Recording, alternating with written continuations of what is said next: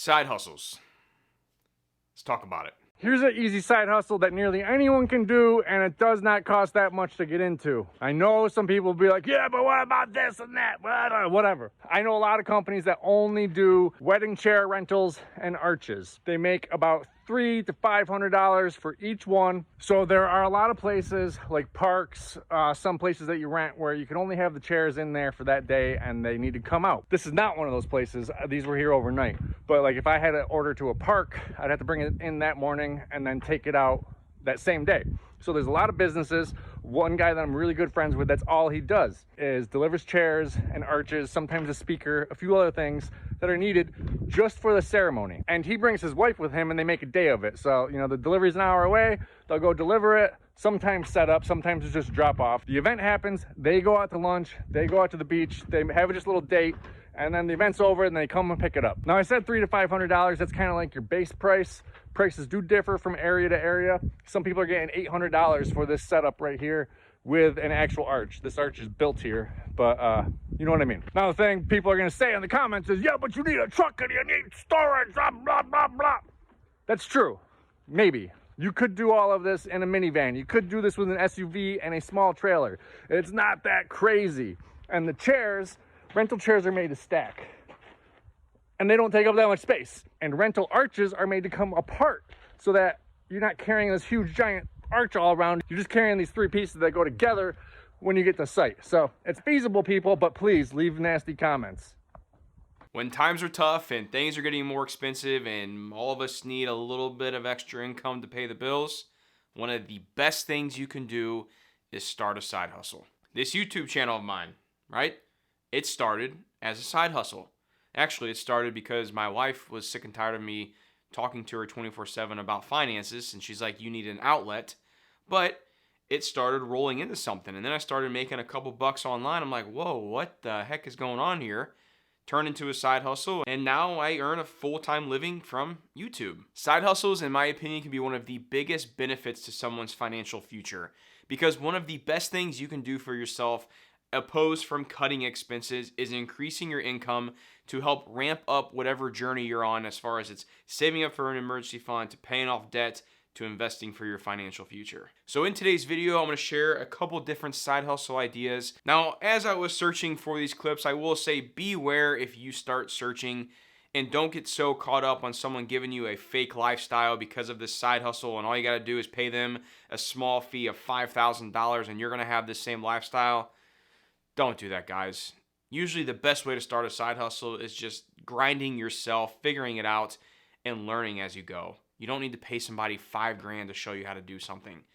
All this content is online for free. It just takes a little bit of work up front for you to learn, and then go try it yourself out in the real world. So my husband and I were just having a conversation about how much money we spend on groceries a month, right? We're a family of 6, and we spend about $1,000 on groceries a month, give or take, right? This is like Walmart, great value. We also have all of our own beef, so we never have to buy beef.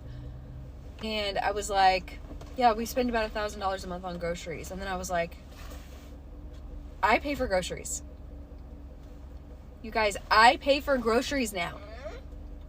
$1,000 a month. I'm making $1,000 a month, which I knew that I made that, but like, I make enough a month to pay for groceries now. I cannot stress to you enough. I know that whenever you're on the outside looking in, you feel like that you have to have like the look, the personality, the aesthetic to be able to make this a job. Girl, you don't. You don't. I have gotten the following that I've gotten from videos where I look like an absolute hobo and my face probably isn't even showing. So please take me seriously. If you're a stay-at-home mom, you're struggling to get by, just start posting. You can even search on TikTok now, like faceless content, and how people are so successful doing faceless content. I don't know, it's a whole thing, definitely worth looking into if you're uncomfortable talking to the camera or showing yourself. Please take this as a sign to just start posting. Sure, TikTok money, social media money, it might not be forever, might even be ending very soon. I don't know.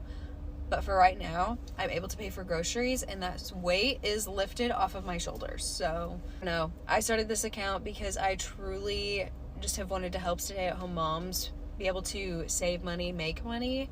So obviously I'm going to tell you that this really is something that you should start doing. I wish I would have done it 5 years ago. Social media, guys, I know it's not for everyone out there. I know not everyone wants to be in front of a camera talking to a little camera right now like I'm doing, but I will say this. My life has been changed because of YouTube and social media. And I remember to this day, when I first started posting videos on YouTube, this was back in 2018, guys. We've been doing this for a bit, right? And I remember a buddy of mine, we were at some event out one night, and a couple people saw my videos, and I kind of told a couple people, I was like, yeah, I'm doing it for fun, whatever. And they were kind of like making fun of me. I was like, hey, it's fine. I don't care. Like, I'm having fun doing it. It was a true just like passion project for me at that time, but I got made fun of. I was like, hey, it's fine, whatever. I don't care. Now look at me. But seriously, guys, when it comes to social media, like, people are making money creating content. You can hate on influencers as much as you want, like, whatever, it's fine. Some of them are, there are some douchey ones out there, I'm not gonna lie. But, like, if you're, like, just a real person on social media, and a lot of the hang up I hear from people is, like, I'm no different than anyone else. Like, I'm no special person. I'm like, me neither, I'm just some good old boy in Missouri, but I post videos, and it's taken me a long time to get to this point to where I'm at. But, like, now I'm making a good income from YouTube that can support my family. It can happen, guys. And there's so many different strategies out there. I mean, you can do faceless videos. If you don't want to be in front of a camera, you don't have to be. Like, there's faceless videos. You can go do clips. Like, if you have a favorite podcast or a couple podcasts you listen to, you can pull clips off their podcast and go post that on TikTok, and people are making money by doing that. Like, there's so many different strategies online that you can do to make money off social media, and the best part about it is you can do it on nights, weekends, mornings, during the day, on your lunch break, whenever you want. So if you're struggling to get by, or if you would like to have a little bit extra income to pay off some debt or to put towards investing or whatever it is, try posting on social media. I mean, let's say you try it for 6 to 12 months.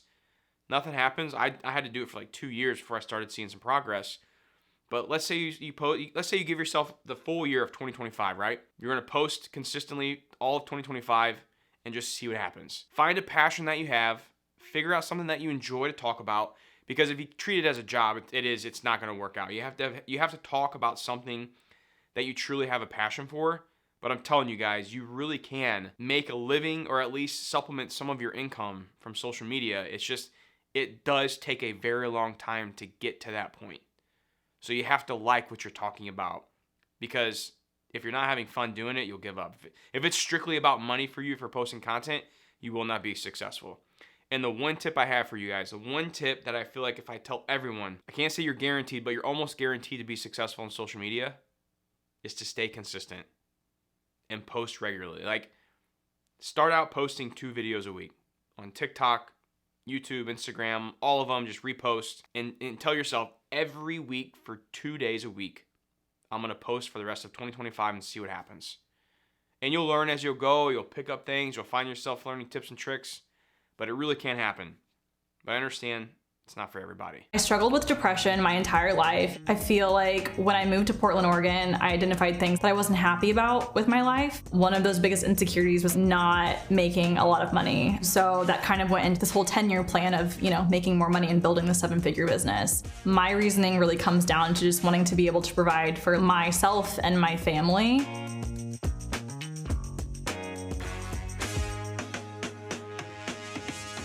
So I'm like, what do I need to be the most professional solo cleaner that I can be? And to me, that was like a logo, a website. I purchased the domain name, the Google Workspace, the vacuum, cleaning supplies, microfiber cloths. I got little magnets for my car, all the t-shirts, insurance, that's important. Auto insurance, general liability insurance. I set up the LLC. In the first month of starting the cleaning company, I was able to replace my tech job salary. That was a huge telling point. point. I think just as quickly as we hit 10,000 to 13,000 months, that was kind of insane too. And knowing that I wasn't doing any kind of like paid advertising or discounts or offers or anything like that, the proof of concept for a 6-figure business was proven pretty early on.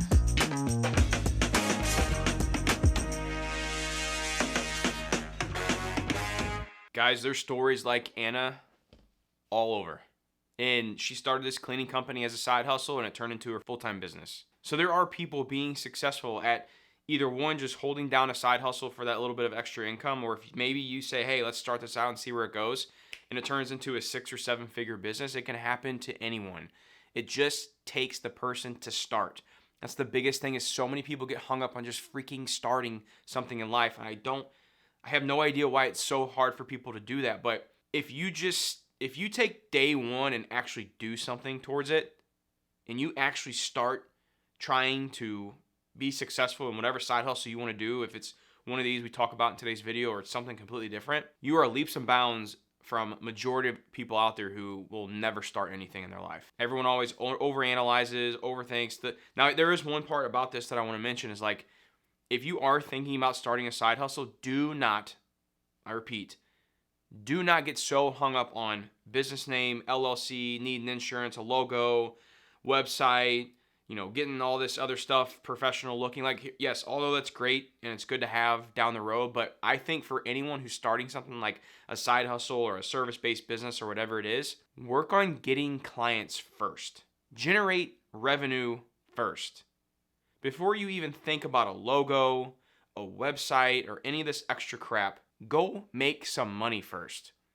Utilize your circle of influence, is what they say in the real estate world. Utilize people that you know first to get started if you're going to do a service-based business. If you're going to do, this cleaning company, or you're going to do a handyman business, whatever it is, reach out to people on your Facebook, Facebook friends, Facebook groups. Have your mom and dad or aunt, uncle, cousin, brothers, sisters, dog, cat, start talking to all their friends and tell them about this new service-based business you're starting, and see if you can get clients like that first. Generate some revenue first, and then think about reinvesting that revenue back into the business to get a logo, get a website, start up an LLC and all that stuff. That's when you start doing those items, is once you start already having clients. Because I've heard so many stories of people sticking thousands of dollars into startup costs for some business, and they never even try to get clients. They never become successful, and they just lost thousands of dollars just because they thought they had to have all this stuff set up first before they go start making money. You want to start over, but how are you going to pay for it? Here's an idea that can make you $700 a week. This is my basket of homemade chocolate chip cookies. My daughter started a home bakery. I joined in to help her a little bit, and she hired her brother to do the selling. And it's been way more successful than I thought. So here's the rundown. We make 8 dozen chocolate chip cookies using the Nestle Toll House recipe every day, 5 days a week. We make the dough early in the morning so it has time to chill, bake and package in the evening, and that's what we sell the next day. The cookies are individually wrapped in cling wrap, which people really like, and then we put a dozen in the Dollar Tree loot bags. So it's like 20 for $1.25. And we sell door to door at businesses. $20 a dozen. I wouldn't pay $20 for a dozen chocolate chip cookies, but a lot of people will. By trial and error, we found a few things. 1, blue collar men are our top buyer. So places like heavy equipment rentals, painters, HVAC, plumbing companies, you name it. People have bought at other businesses as well, but blue collar guys like chocolate chip cookies a lot. Peak selling time is 3 to 5 in the evening. People are hungry, they're tired, their day's coming to a close. It works a lot better to sell one item for one price. We tried selling 2 items for 2 different prices, and having to make that decision was a barrier to people buying. $20 seems to be the magic price. Everybody's got a 20 in their wallet. We're clearing $140 a day. That's not riches, but it's a good little side hustle. So if you try it, check the cottage food laws for your state. And if you're allowed to sell baked goods out of your home without a food license, then this could be a really good side hustle for you. Baking in my cozy kitchen at home beats a lot of other ways to make money. So if you try it, let me know how it goes. Boom. Right there, guys. As simple as that. Start by baking some cookies. I mean, I personally love that idea. Like, if you're a stay-at-home mom, or maybe you're a 16, 17, 18-year-old kid that's, going to school and wants to start earning a little bit of extra income but doesn't want to go work the grocery job or work at, wherever we worked as teenagers, Hollister, Abercrombie, whatever it was, clothing store, whatever. and you want to have kind of your own decision on how you want to do things, start a baking business. I mean, for example, look at Crumble Cookie, right? Big hit right now. That's a lot of things that people, like everyone, when they start a business, they're always like, how do I reinvent, or how do I invent the next big thing, right? When that's not really the best way to look at it. The best way to look at it is like, what's working and how do I replicate it and make it better? Or to put my own twist on it, right?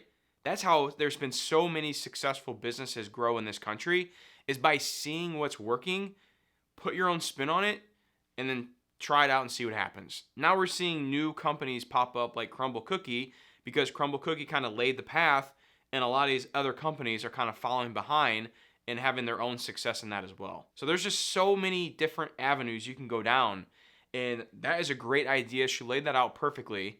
So if somebody's out there looking, to need an extra $500, $700 a month and wants to put in the work, start baking some chocolate chip cookies. Great idea. I'm gonna start a $100 Walmart business. And no, we're not flipping stuff from the clearance aisle, even though I love doing that. My first thought was maybe grabbing a bike and doing DoorDash in the city or something. They did have one for 98 bucks, but after tax, this would put me over my $100 budget. This one was only 58 bucks. I just felt like I could do better. So I kept walking around and came across the window washing gear. I always see that dude online going door to door and cleaning windows. I know it's a good business, but I'd like to stick with something online if possible. We hit up the craft section next, and ooh, the brain juices started flowing. I found a ton of these wooden beads and wood burning tool, and thought it could be cool to make customized bracelets with people's names or meaningful words on them. Now you're probably wondering, well, how are you going to sell them? And we'll get to that. So I spent 50 bucks on some beads, a wood burning tool, and some string, and then headed home. I plugged in the wood burner. It takes about 10 minutes to heat up, and then started practicing. I found it helpful to grab the beads with the pliers. That way I didn't burn myself. I drew my lines with pencil first, and then went over them with the burner. I strung the beads on a string, and here's how my first bracelet turned out. Not bad. I then asked ChatGPT to come up with a name for my brand. Ember Etch, perfect. And lastly, hit up a few large social media pages and offered them 40 bucks if they let me rent their page and live stream for a couple hours. Stick around to see how it goes. Peace.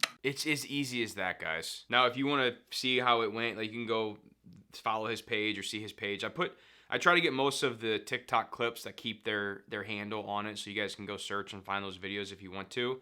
But I mean, that's what it takes, right? He took the initiative to go to Walmart, buy some supplies, create an item, reached out to some influencers or some pages. He's like, hey, I'll give you 40, 50 bucks if you want to talk about my item that I make and see if you can get a sale or two. It just takes initiative to get the ball rolling. Once you do that, you're set up. Like, just keep trying. And there may be many different ideas you have to try before you become successful, but at least you're trying, and when you're trying, I guarantee you this, you're learning something as well, which will benefit you in the long run. Here's a fun summer side hustle that can make you thousands. Step 1, download the app WAG on your phone. WAG is a dog app where you can get paid to pet sit, walk dogs, or to take care of a dog at your house. We just got our first booking for a 30-minute walk with a Labrador Retriever named Sam. We just made it to Sam's house. Now let's head inside to take him for his walk. Oh, you have a toy? Good boy. Our walk together lasted 40 minutes, and I earned $18 after tip. There you go. It can be as simple as that, guys. You don't have to start a business. You can go sign up for a dog walking app and make a little extra money on your lunch break or in the evenings or during the day, whatever it is. That's all it takes, which, by the way, shout out to my homeboy, the Financial Wolf. He is another OG YouTuber. Him and I have been around, started our channels around the same time together. Highly recommend you guys go check out his content. He does a lot of different side hustle type stuff, and he's a young kid that's been hustling since like the age of 14, 15 years old. And he's crushing it. He really is. So the Financial Wolf, go check him out. Great kid. But that's what it takes, guys. I mean, there are hundreds and thousands of ideas that you can go do for a side hustle. It's up to you to decide, one, what do you think you would enjoy to do? What do you think that would actually be successful? And what's something that you think you could actually stick with through the hard times and keep pushing whenever times do get tough from the beginning, middle, and as you continue to grow this business. And as we all know, times are tough right now. Things are more expensive, and side hustles, unfortunately, are going to be probably a need for many Americans in the near future. So I hope this video helped you guys out with giving you some ideas of at least some things to look into or where to start if you are interested in trying to get a little bit of extra income from a side hustle. And who knows, maybe you start something and it turns into your full-time business.